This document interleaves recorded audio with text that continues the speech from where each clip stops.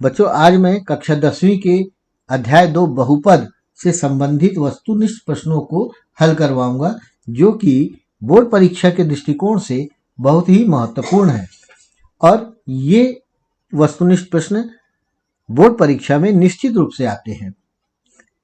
मेरी इस वीडियो को देखने के बाद आप बहुपद से संबंधित सभी वस्तुनिष्ठ प्रश्नों को आसानी से हल कर लेंगे।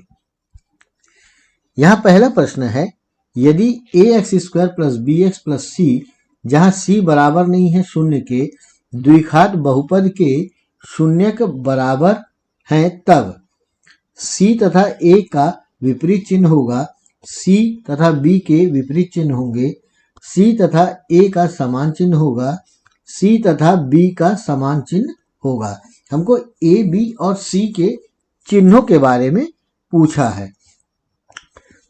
इसके लिए मैं आपको एक उदाहरण देता हूं कि यदि x² धन 10x धन 25 इसका शून्यक निकाला जाए तो -5 और -5 आता है। इसी के साथ यदि x² - 10x धन 25 यदि इसका शून्यक निकाला जाए तो भी x का मान 5 और 5 आता है। तो इस उदाहरण में आप देखिए कि b और c के चिन्ह यदि समान है या फिर असमान है तो शून्यक बराबर आते हैं, परंतु a और c के जो चिन्ह है दोनों समान होना जरूरी है। तो यहां पर C ऑप्शन जो है वो सही ऑप्शन होगा। मतलब शून्यकों के बराबर होने के लिए a तथा c का चिन्ह समान होना चाहिए। यदि a और c का चिन्ह विपरीत होगा तो दोनों मूल बराबर नहीं होंगे। दूसरा प्रश्न, बहुपद x धन 1 x² - x - x की घात 4 धन 1 के लिए घात होगी। तो यहां पर इस बहुपद का घात पूछा है और ये बहुपद हमको गुणा के रूप में दिया हुआ है। यदि हम इसका गुणा करके घात निकालेंगे तो ये लंबा हो जाएगा और समय भी ज्यादा लगेगा। तो मैं इसके लिए आपको शॉर्टकट बता रहा हूं। यहां पर हम ये दोनों बहुपद को दो भागों में बांट लेते हैं। पहला बहुपद x धन 1 है और इस बहुपद की जो अधिकतम घात है वो 1 है, क्योंकि यहां पर x की घात 1 है। और दूसरे बहुपद में x की जो सबसे बड़ी घात है वो 4 है, तो इस बहुपद की घात 4। तब दोनों को जोड़ लिया जाए तो 1 धन 4 बराबर 5। मतलब इस बहुपद की घात इस बहुपद की जो घात होगी वो 5 होगी। तो इसका जो सही ऑप्शन है चौथा नंबर का होगा। चाहे तो आप इसका गुणा करके भी देख सकते हैं, परंतु उसमें समय ज्यादा लगेगा। अब यहां अगला प्रश्न, यदि x² धन a धन 1 x धन b बहुपद के लिए 2 तथा -3 दो शून्यांक है, तब a व b का मान होगा। इसमें मैं आपको बहुत शॉर्टकट मेथड से सवाल को हल करके बताता हूं। यहां पे शून्यक दिया हुआ है 2 और -3, तो हम यहाँ पर शून्यकों का योगफल और गुणनफल से संबंधित सूत्र लगाकर a और b का मान ज्ञात करेंगे। तो शून्यकों का योगफल -b/a होता है। तो यहाँ पे b के जगह पर a धन 1 है और a के जगह पर 1 है, तो शून्यकों का योगफल -a धन 1/1 बराबर 2 धन -3 होगा। अब यहां पर -a धन 1 बराबर -1 हो जाएगा। अब ये माइनस है, ये माइनस कैंसिल हो जाएगा, तो a धन 1 बराबर 1, तो a का मान 0 के बराबर आएगा। ठीक इसी प्रकार शून्यकों का गुणनफल c/a होता है। तो यहाँ c के जगह पर b दिया हुआ है और a के जगह पर 1 दिया हुआ है, मतलब b/1 बराबर शून्यकों का गुणनफल, मतलब 2 गुणा -3। तो यहाँ पर b का मान -6 आ जाएगा। तो बच्चों यहां पर देखो कि a का मान 0 आ गया और b का मान -6 आ गया, है ना शॉर्टकट। अब हम इसमें से देखते हैं कि कौन सा ऑप्शन हमारा सही ऑप्शन है। तो यहां पर देखिए कि जो चौथा नंबर का ऑप्शन है वो सही ऑप्शन होगा, इसलिए आप चौथे नंबर ऑप्शन पर टिक कर लीजिए। अब इसके हम बाद लेते हैं हम अगला सवाल। अब अगला प्रश्न, बहुपद x² - 7 के शून्य होंगे। ये एक बहुत आसान प्रश्न है, इसको हम ऐसे ही हल कर सकते हैं कि x² - 49 को हम लिख सकते हैं x² - 7 का वर्ग, तो x धन 7 गुणा x माइनस 7। तो जो x का मान निकलेगा वो x बराबर -7 होगा और x बराबर 7 होगा। तो यहां पर x के जो मान निकले -7 और 7। अब आप यहां पर ऑप्शन को देखिए तो आपको समझ में आ गया होगा कि आपको पहले ऑप्शन में टिक लगाना है। बच्चों इसको नोट कर लीजिए, फिर उसके बाद हम आगे बढ़ते हैं। अगला प्रश्न, बहुपद 6x² धन 13x धन 7 के शून्यकों का योगफल होगा। तो यहां पर हमको इस बहुपद के शून्यकों का योगफल निकालना है। अब शून्यकों का योगफल का जो सूत्र होता है वो -b/a होता है। तो यहां पर -b का मान है 13, तो हो जाएगा -13, और a का मान 6 है तो बटे 6, तो आंसर आ गया -13/6। तो आप समझ सकते हैं कि हमें टिक कौन से नंबर को लगाना है। तो बच्चों यहां पे समझ में आ गया कि पहला ऑप्शन जो है वो सही ऑप्शन होगा। तो बच्चों यदि प्रश्न का हल समझ में आ रहा है तो एक लाइक कीजिए, फिर हम आगे बढ़ते हैं। अब यहां पर अगला प्रश्न, यदि शून्यकों -3 तथा 4 हो तो द्विघात बहुपद होगा। तो यहां पर शून्यक दिया हुआ है -3 और 4, तो द्विघात बहुपद होगा कि दोनों शून्यक हमको दिए हुए हैं। तो सबसे पहले हम इनको जोड़ लेते हैं, तो -3 धन 4 बराबर 1। अब फिर इन्हीं शून्यकों का गुणा कर देते हैं, तो -3 गुणा 4 बराबर -12।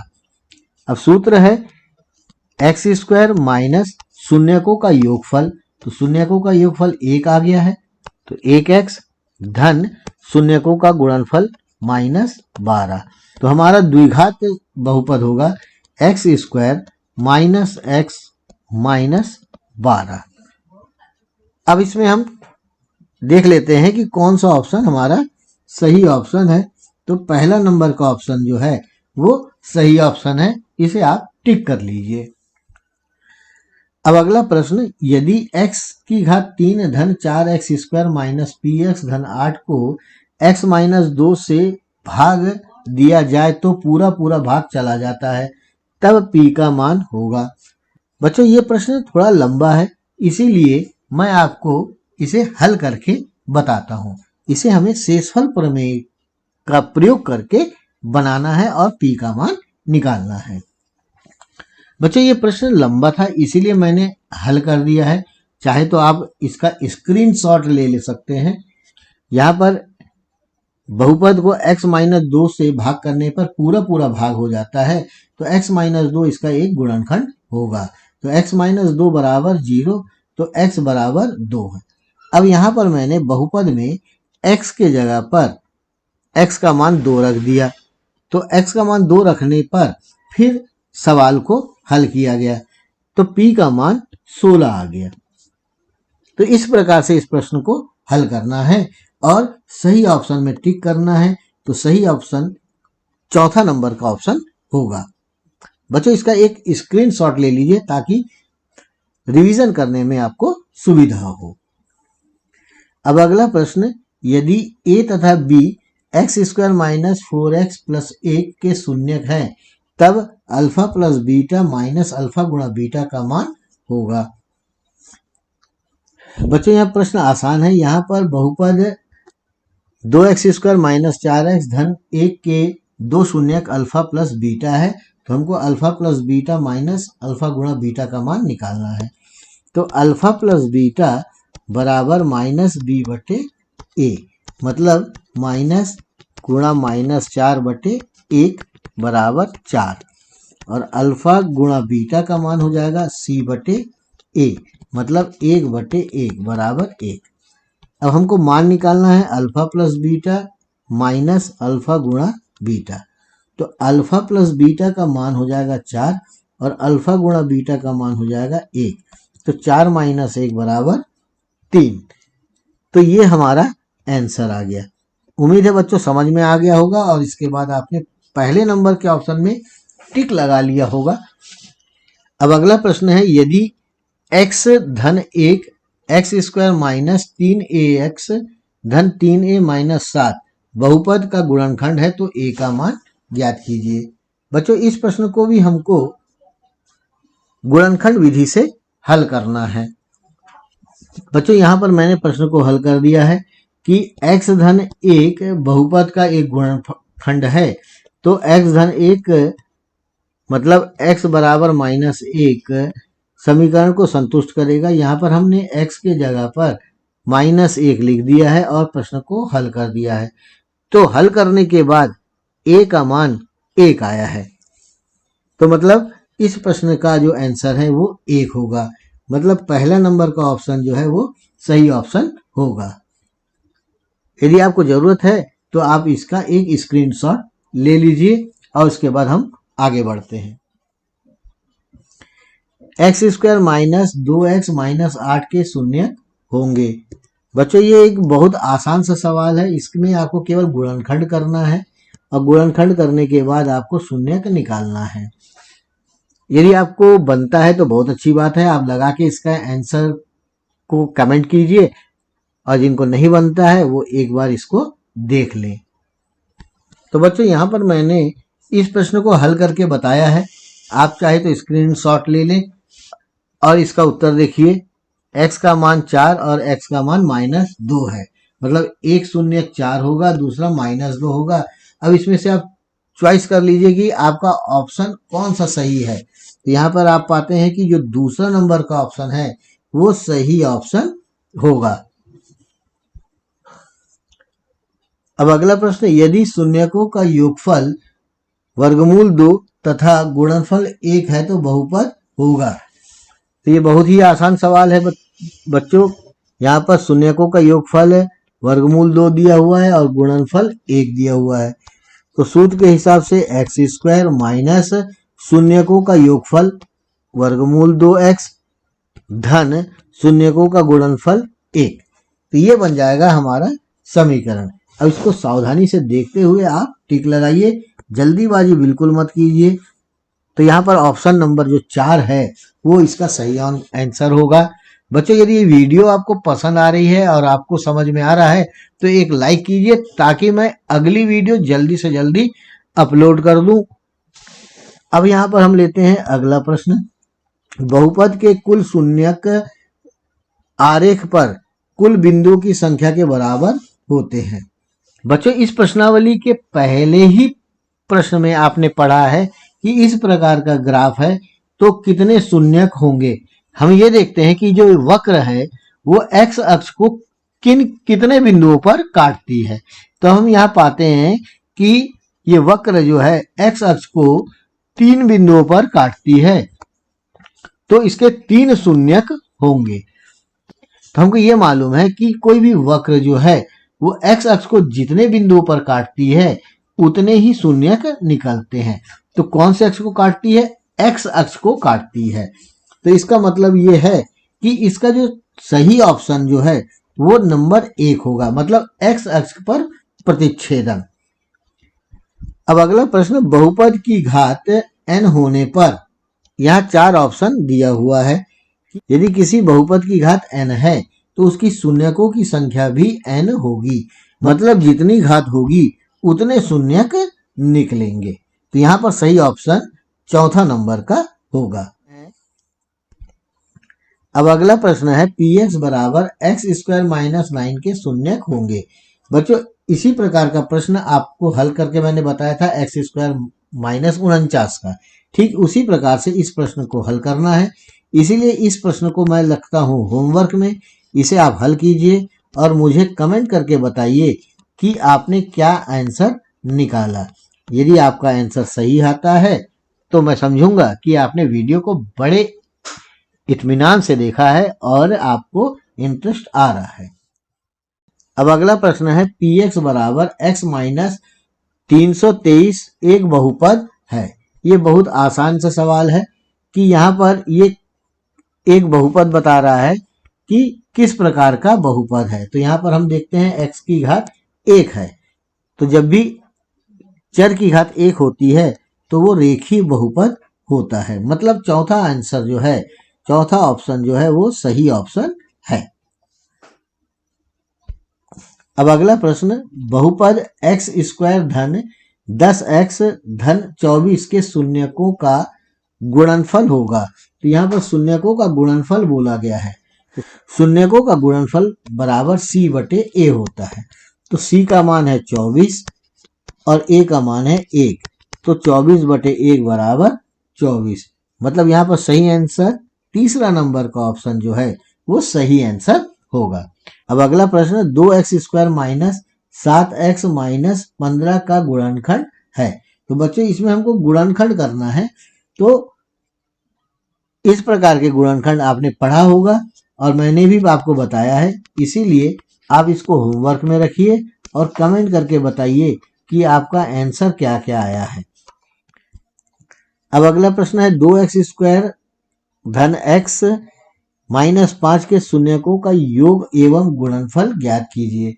यहाँ पर शून्यकों का योगफल और गुणनफल ज्ञात करने बोला गया है।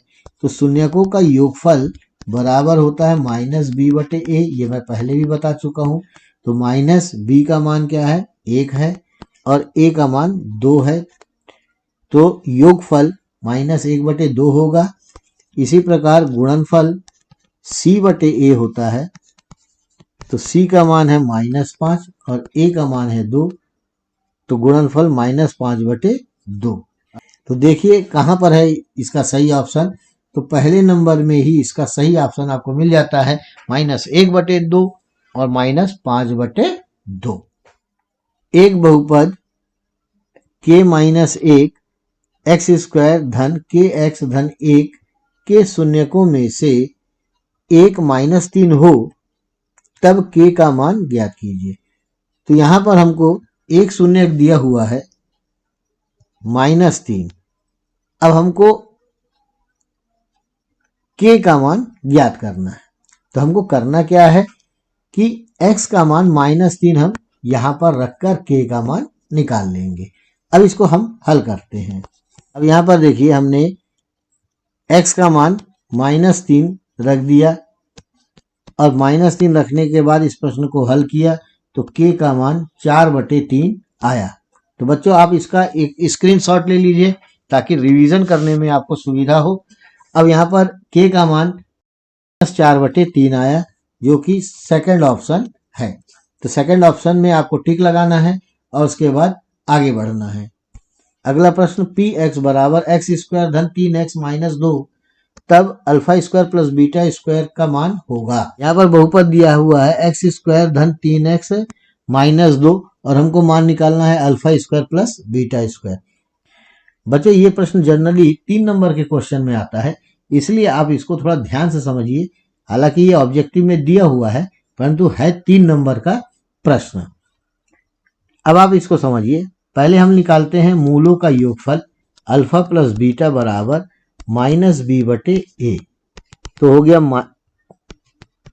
गया माइनस बी का मान कितना है 3, तो 3 बटे 1, तो आ जाएगा इसका आंसर -3। इसी प्रकार अल्फा गुणा बीटा का मान सी बटे ए, तो सी का मान है -2 बटे ए का मान 1, तो आ जाएगा -2।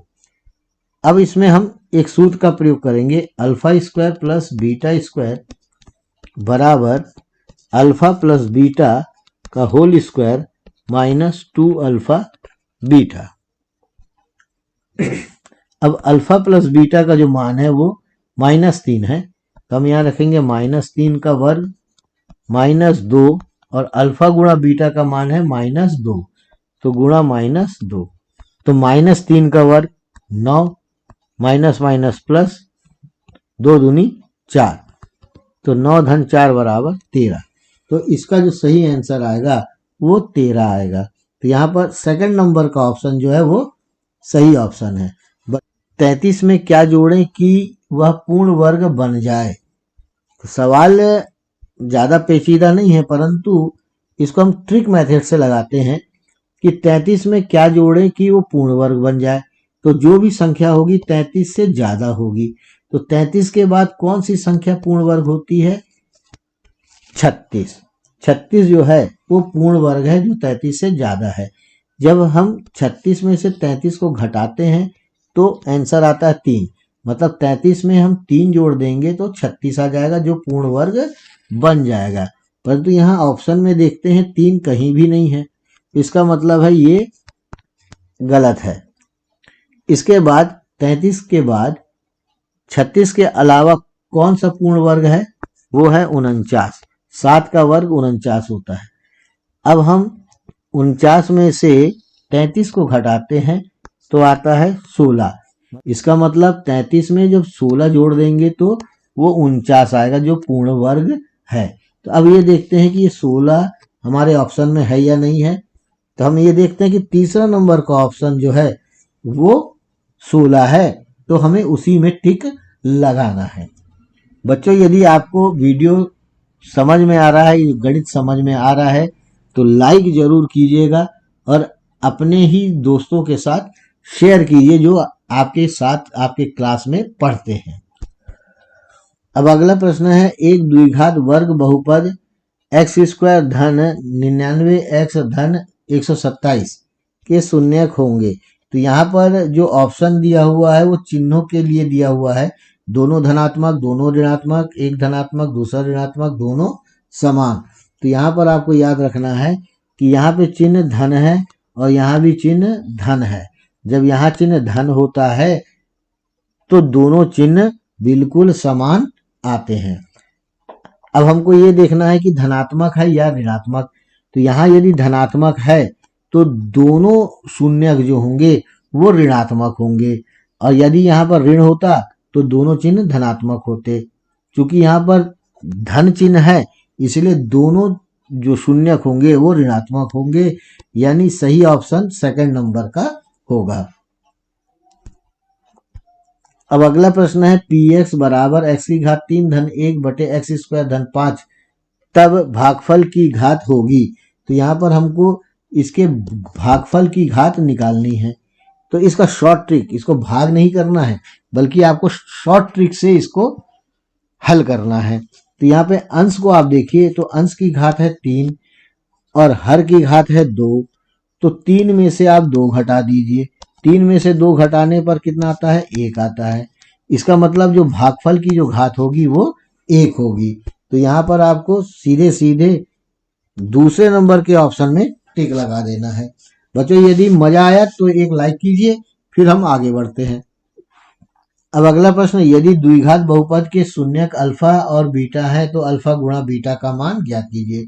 यहाँ कुछ देखने की जरूरत नहीं है, सीधे अल्फा गुणा बीटा मतलब मूल शून्यकों का गुणनफल का सूत्र लगा दीजिए जो कि सी बटे ए है। मैंने आपको कई बार बताया है। अगला प्रश्न, यदि द्विघात बहुपद के शून्यक अल्फा और बीटा है तो अल्फा प्लस बीटा का मान होगा। तो यहाँ पर मूलों का योगफल यानी शून्यकों का योगफल बोला है, तो शून्यकों का योगफल बराबर माइनस बी बटे ए। ये बहुत लोगों ने ऐसे ही टिक लगा लिया होगा कि उन्हें पता है। अब अगला प्रश्न, ए का मान जबकि बहुपद एक्स स्क्वायर धन ए एक्स धन 2 का एक गुणनफल एक्स धन 1 है। तो बच्चों, इस प्रश्न को भी हमको गुणनखंड विधि से लगाना है। ऐसे प्रश्न मैंने आपको पहले बताया है, आप वीडियो को ज़रा ध्यान से देखिए तो इस टाइप का प्रश्न आपको मिल गया होगा। आप इस प्रश्न को बनाइए और मुझे कमेंट करके बताइए, मैं आपके कमेंट का इंतजार कर रहा हूं। अगला प्रश्न, किसी द्विघात बहुपद के शून्यकों की संख्या होती है। अब इसमें कोई पूछने वाली बात नहीं है, द्विघात बहुपद है उसमें शून्यकों की संख्या पूछा है, तो द्विघात के शून्यकों की संख्या 2 होती है। ये नॉर्मल क्वेश्चन है। अब अगला प्रश्न है रैखिक बहुपद की घात होती है। बड़ा आसान है, चूंकि रैखिक बहुपद है तो रैखिक बहुपद हम किसे कहते हैं, जिसमें बहुपद की घात 1 होती है। तो पहला ऑप्शन सही ऑप्शन है, इसे टिक कीजिए और आगे बढ़िए। अगला प्रश्न है कोई वास्तविक संख्या a बहुपद px का शून्यक कहलाती है। कोई भी संख्या a बहुपद px का शून्यक कब कहलाएगी, जब x के जगह जब हम a रखेंगे तो वो बहुपद को शून्य कर देती है, तो उसे हम बहुपद का शून्यक कहते हैं। तो यहाँ पर सेकंड ऑप्शन जो है वो सही ऑप्शन होगा, क्योंकि यहाँ पर x का मान a रखने पर, चर राशि का मान a रखने पर बहुपद का मान शून्य हो जाता है। तो सेकंड ऑप्शन सही ऑप्शन होगा। अब यहाँ पर अगला प्रश्न, बहुपद x स्क्वायर धन 1 का होल स्क्वायर की घात है। तो यहाँ पर हम ये देखते हैं कि इसको यदि हम प्रसार करते हैं a plus B whole square में, तो a की घात 4 धन 2x स्क्वायर धन 1। अब आप खुद ही बता देंगे कि इसमें घात क्या होगी। बिल्कुल सही, 4। तो मतलब चौथा ऑप्शन इसका सही ऑप्शन है। अगला प्रश्न, बहुपद की घात n होने पर कितने शून्यक होंगे। तो यहाँ पर चौथा नंबर का ऑप्शन सही होगा, क्योंकि जितनी घात होगी उतने शून्यक होंगे। अचर बहुपद की घात होती है। अचर बहुपद की घात होती है। अचर बहुपद मतलब जहां पर केवल संख्या है, कोई भी चर राशि नहीं है, तो ऐसे बहुपद की घात शून्य होती है। दोस्तों, यदि वीडियो आपको पसंद आई है तो इसे लाइक कीजिए, इसमें कमेंट कीजिए और अपने ही दोस्तों को जो आपके साथ पढ़ते हैं उनके साथ शेयर कीजिए। और यदि आप चाहते हैं कि आपके क्लास के और वीडियो आपके पास आ जाएं, इसलिए आप चैनल को सब्सक्राइब भी कर दीजिए, ताकि जब मैं अगली वीडियो बनाऊं तो वो आपके पास तुरंत आ जाए। तब तक के लिए खुश रहिए, मस्त रहिए, खूब गणित लगाइए और सफल हो जाइए। इसी शुभकामनाओं के साथ धन्यवाद।